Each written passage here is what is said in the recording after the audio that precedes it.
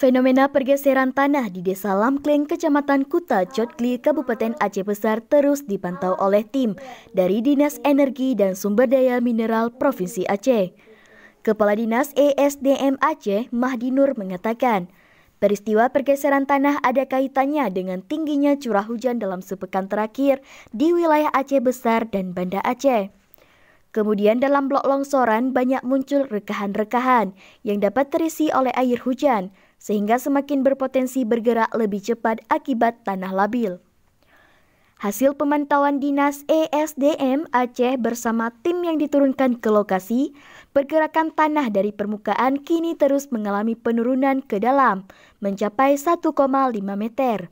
Padahal sebelumnya pergeseran gerakan tanah berdasarkan hasil pengukuran berkisar 50-70 cm.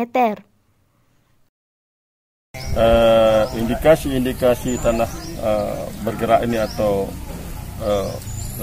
tanah longsor ini memang sudah nampak.